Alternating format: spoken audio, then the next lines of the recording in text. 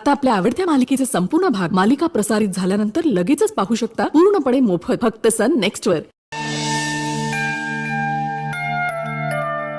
अरे अगं औषधांची वेळ झाली माझी। शांती आले सर। हात या।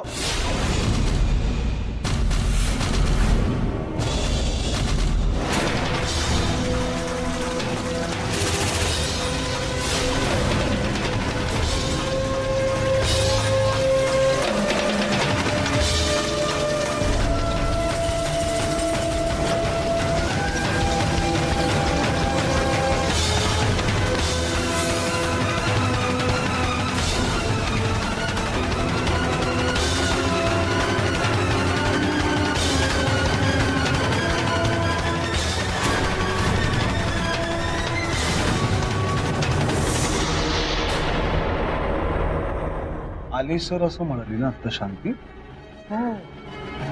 मग आले सर असं म्हणून गेली कुठे?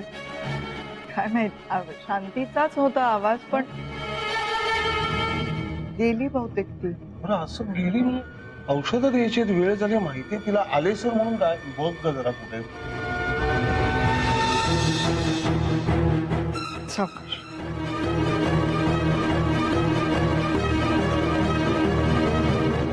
ऐक इथेच बसा, मी आले। आता कुठे जाणार आहे मी? आलीच बघा। आले सर असं म्हणून गायब होतेस तू? ही काय लपाछपी खेळायची वेळ आहे? सर मी तुमच्यासाठी औषधच घेऊन आले होते, तेवढ्यात तुम्ही हाक मारली। मग मग मग मला आठवलं की मी एक गोळीवर रूम मध्येच विसरून आली आहे, तेच घ्यायला गेले होते।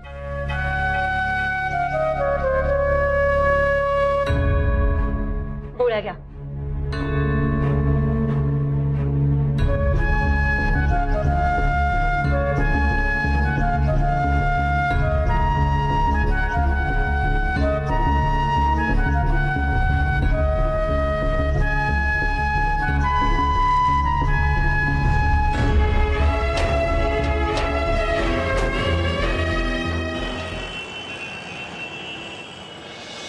रेणुका तू खरं बोलतेस रेणुका। दादा दादा आई करे। देवा परमेश्वरा, आज तू रेणुकाच्या रूपानं समोर आलास आणि माझ्या हातून आयुष्यातलं सर्वात मोठं पाप घडत होतं ते वाचलं।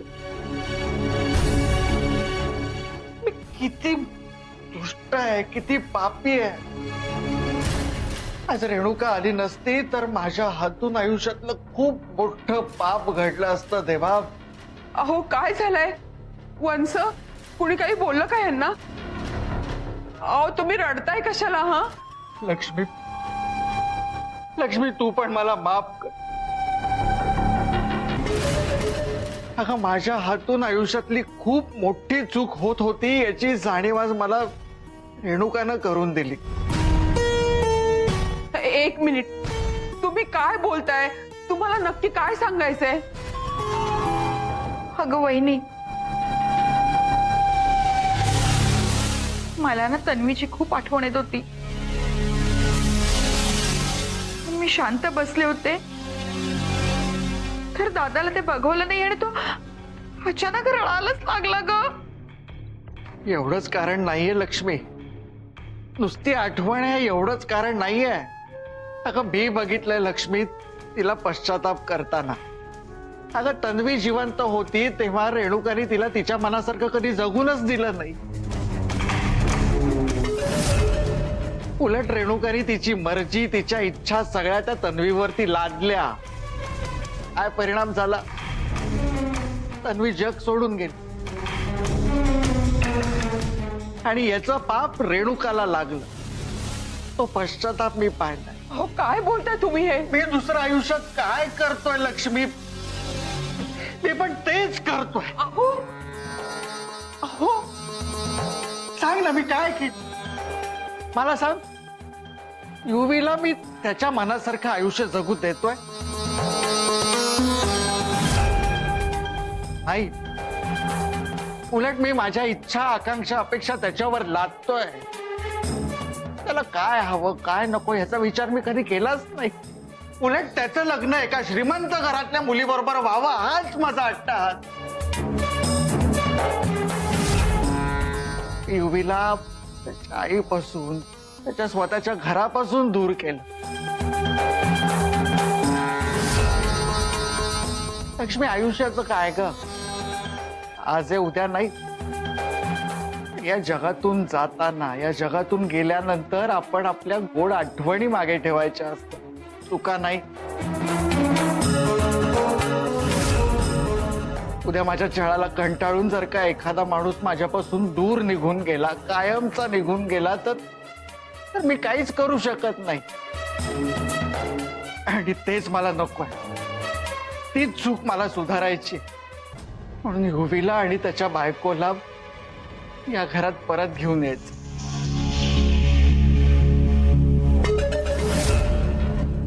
माझी सून आहे ती.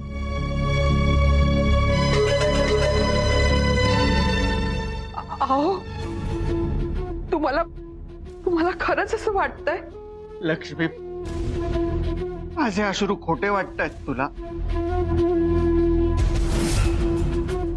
तन्वीच्या जाण्याचा अर्थ आता कुठे मला कळलाय.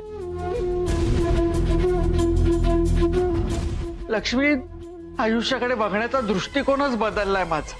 अहो, पण तुम्हाला तर अर्पिता अपशकुनी वाटते ना? लक्ष्मी, त्या दोघांचं लग्न आधीच झालंय. अगं, त्या घरामध्ये ते दोघं जण राहतायत. काही वाईट घडायचं असतं तर तिथेच घडलं असतं. इथे येऊन असा वेगळा काय अपशकुन होणार आहे? काय नाही, मी आजच त्यांच्या घरी जाईन. त्या दोघांचे हात जोडून माफी मागेन. पण काही करून युवराजला आणि अर्पिताला या घरात, आपल्या घरात घेऊन ये.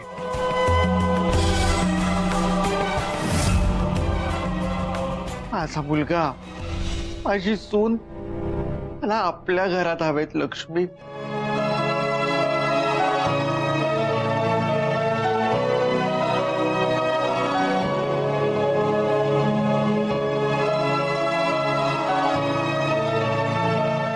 देवा, उशिरा नका होईना, पण यांना सद्बुद्धी दिलीस.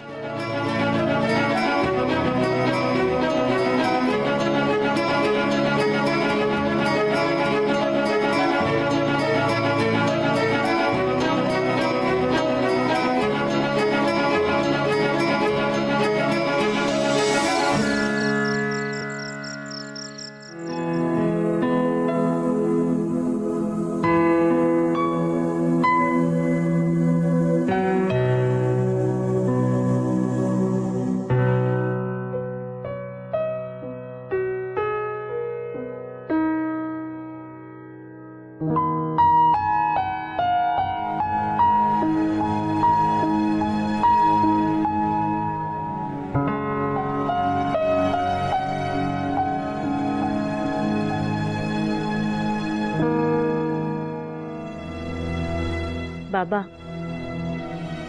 इतकी वर्ष तुमचा तिरस्कार सहन केलाय.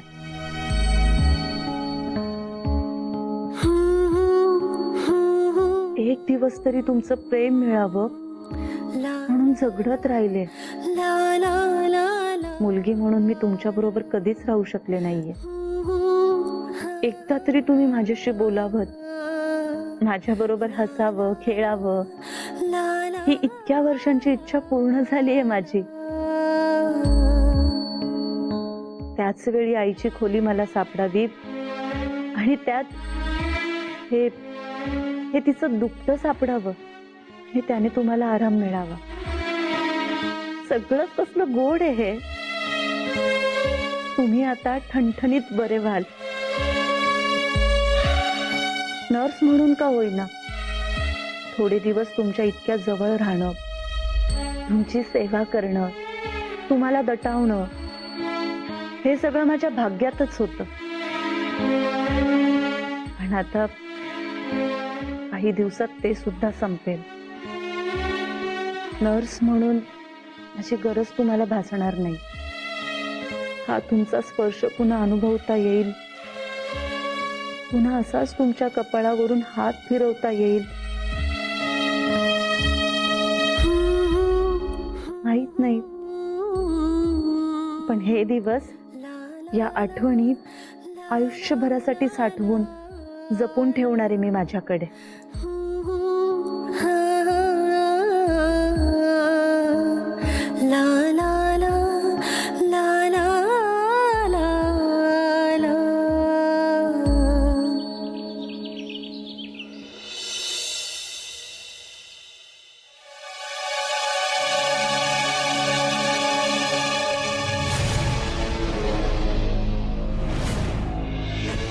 अरे वा, परत आलास तू?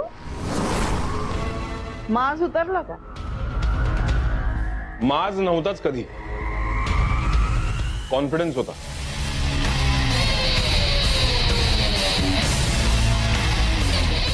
काय तुम्ही माझ्या क्षमतेवर डाऊट घेतला तो,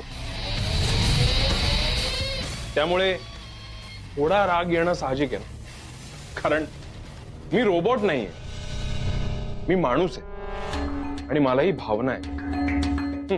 आणि जशा भावना आहेत तसेच काही एथिक्स सुद्धा आहेत माझे. एकदा हातात घेतलेलं काम मी असं मध्येच सोडून जात नाही. पण क्रिमिनल्सलाही सेल्फ रिस्पेक्ट असतो आणि त्यात तर मी सोफिस्टिकेटेड क्रिमिनल. सो ओ हो, क्रिमिनल सायकोलॉजी.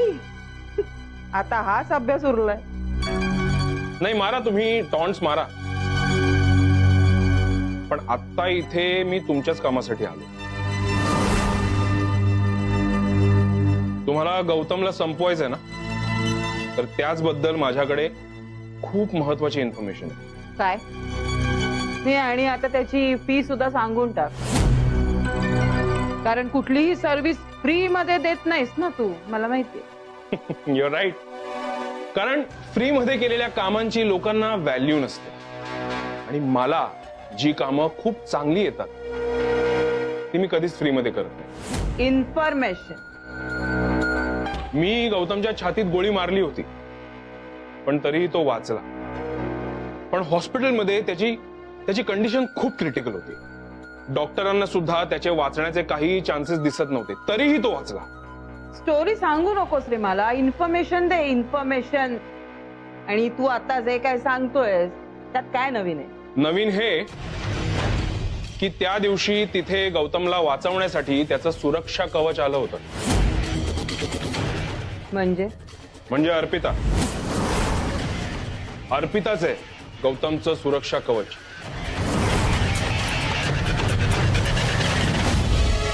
एकदा गौतमच्या घरी असताना तिथे माझी भेट झाली गुरुमाईशी. अर्पिताला नेहमी मानाने वागवलंस, स्वतः बरोबर ठेवलंस, तर आलेली सगळी संकट परत जाते. कारण ती तुझं सुरक्षा कवच आहे.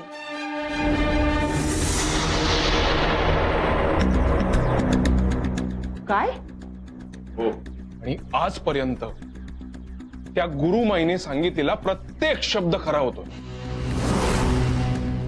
ती अर्पिता जोपर्यंत गौतमच्या जवळ आहे तोपर्यंत गौतमला काहीही होऊ शकणार नाही. आपण त्याला कधीही संपवू शकणार नाही. त्यामुळे सगळ्यात आधी ती अर्पिता त्या घराबाहेर गेली पाहिजे.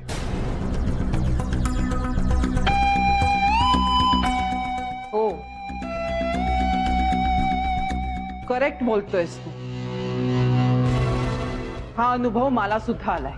ती अर्पिता मांजरीसारखी नेहमीच आडवी येते. पण मी अगोदरच ठरवलंय तिला घरातून बाहेर काढायचं, आणि तो प्लॅन सुद्धा ठरलाय. मी कितीही प्लॅन केले तरी त्याचा काहीही फायदा नाहीये. का? कारण तिची ती मंजिरी आई आणि आजी तिला कधीही त्या घराबाहेर जाऊ देणार नाही. मी कितीही प्लॅन केले तरी त्याचा काहीही फायदा नाहीये. का? कारण तिची ती मंजिरी आई आणि आजी तिला कधीही त्या घराबाहेर जाऊ देणार नाही. कारण त्यांचा त्या गुरुमाईवर खूप विश्वास आहे. मग मी त्या घरात आता सतत असतो, त्यामुळे त्या दोन्ही बायांना कन्व्हिन्स करणं हे फक्त मला जमू शकतंय. मला सगळ्यात आधी त्या दोघांच्याही मनातून ही गोष्ट काढावी लागेल की ती अर्पिता गौतमचं सुरक्षा कवच. ठीक आहे. अर्पिता घरातून बाहेर पडल्यानंतर घरातली कुठलीही व्यक्ती तिला थांबवणार नाही याची जबाबदारी तुझी. आता तुझी फीस सांग. या बदल्यात तुला काय पाहिजे? माझी सगळी फीज आत्तापुरती तुमच्याकडे क्रेडिट म्हणून ठेवतोय. नाही, तुमची सगळी कामं करत राहीन मी आणि योग्य वेळ आली की सांगीन ना मला काय हवंय ते. ते तुझं क्रेडिट कार्ड. हा,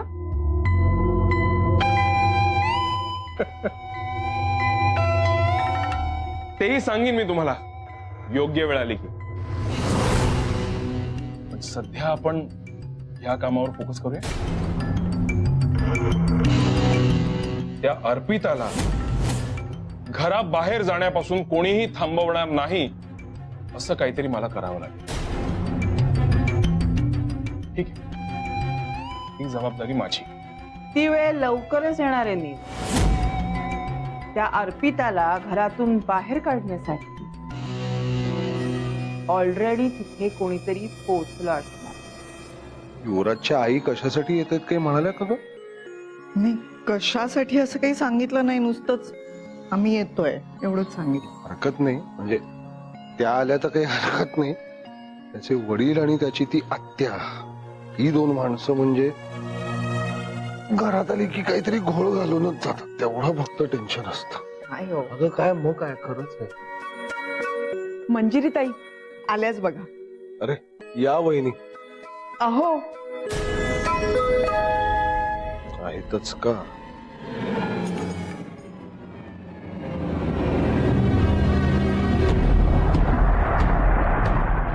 गौतमराव, अहो, हे बघे मला माफ करा गौतमराव. काय माझ्याकडनं चाललंय? खूप मोठी चूक झाली. अहो, हे काय करताय तुम्ही? नाही, योग्य तेच करतोय. जोपर्यंत तुम्ही माफ करत नाही ना तोपर्यंत मी अहो, पाय- तुम्ही उठून उभे राहा, आपण बोलू. काय नाही, चालू? नाही. तुम्ही मला माफ करा तरच मी उठेन, नाही तर उठणारच नाही. मला खरंच माफ करा. यांना आवरा ना अहो, कोणीतरी. खूप मोठी चूक झाली आहे अहो, गौतमराव. तरी आपण नीट बोलू शकतो ना. हे असलं काहीतरी कशात? युवराज येत काय नाही, नाही. नाही. पप्पा, अहो, हो पप्पा, काय काय करताय तुम्ही? नाही, अरे, मी काय- हळू, पप्पा उठा चला. ऐका, हो. पप्पा उठा.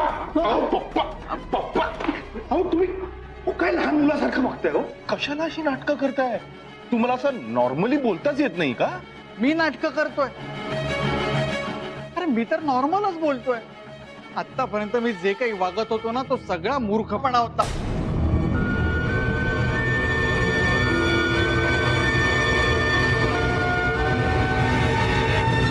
तुला सांगू युवी, माणूस एखादी गोष्ट जेव्हा गमावतो ना तेव्हा त्याला खरी किंमत कळते ना. हेच खरंय. ते माझी भाची गमावली आणि माझे डोळे खाडकन उघडले. गौतमराव, हा पाया नाही पडत. हा हात जोडतो गौतमराव. खरंच मला क्षमा करा. मी आता इथून पुढे असं वेड्यासारखं वागणार नाही. माझ्यावर उपकार करा आणि माझ्या सुनेला आणि तिच्या नवऱ्याला म्हणजे माझ्या युवीला त्यांच्या स्वतःच्या हक्काच्या घरी त्यांचा स्वतःचा हक्काचा संसार करायला पाठवा.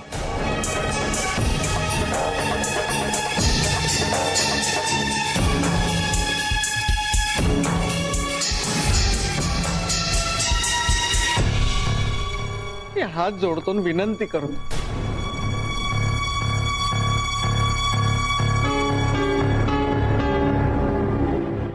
माझ्यावर उपकार करा आणि माझ्या सुनेला आणि तिच्या नवऱ्याला म्हणजे माझ्या युवीला त्यांच्या स्वतःच्या हक्काच्या घरी त्यांचा स्वतःचा हक्काचा संसार करायला पाठवा.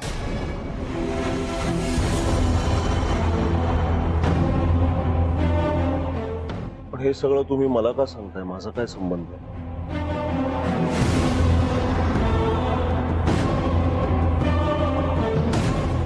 हो, तुमची मुलगी आहे ना ती. नाही.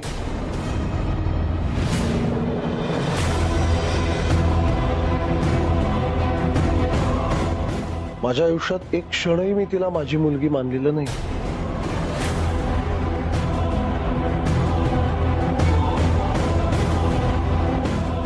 तुम्हाला तिला तुमची सून मानायची असेल तर माना, पण तो तुमचा प्रश्न झाला. हा, त्या सुनेला, त्या मानलेल्या सुनेला कुठे न्यायचं, तिचं काय करायचं, ते तुमचा आणि तुमच्या कुटुंबाचा प्रश्न झाला. मुळात जी व्यक्ती मी माझ्या घराची सदस्य मानतच नाही, ती व्यक्ती माझ्या घरातून कायमची बाहेर पडली तर मला आनंदच होणार आहे. कसं काय ते तुम्ही ठरवा. आणि या दोघींची इच्छा होतीच की तिने सासरी जाऊन राहावं. ठरवा काय ते.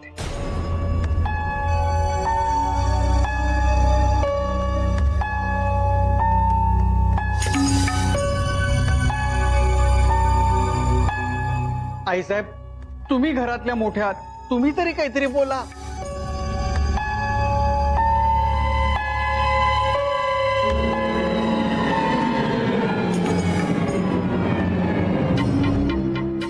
मंजिरीताई, तुम्ही तरी काहीतरी बोला. मंजिरीताई, अहो कसला विचार करताय? आम्ही वाट बघतोय तुमच्या होकाराची.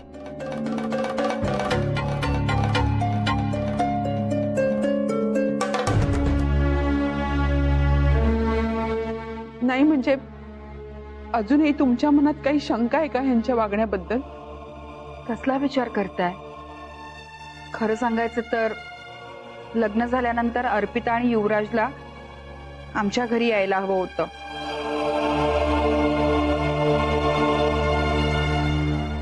पण दादामुळे आणि माझ्यामुळे ती येऊ शकली नाही.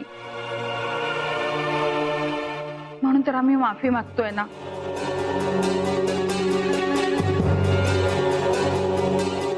मी काय म्हणते, एखादा चांगला मुहूर्त ठरवून अर्पिताची पाठवणी करा ना.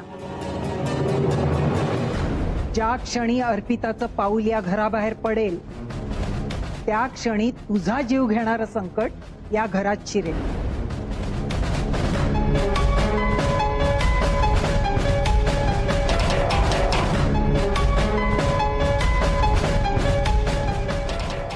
कुठे आहे माझी सुनबाई? बोलवा ना तिला.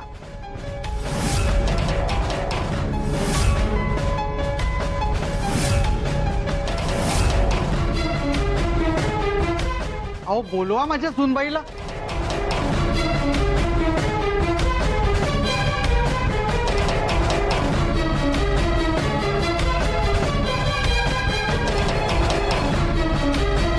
ठीक आहे, माझ्या सुनेला मीच हाका मारतो. सुनबाई, ए सुनबाई, ए सुनबाई, येईल बघा ती. ए मुली, तू उभी काय जा, बोलव तिला. अगं बघत काय बसली, जा अर्पिताला बोलव.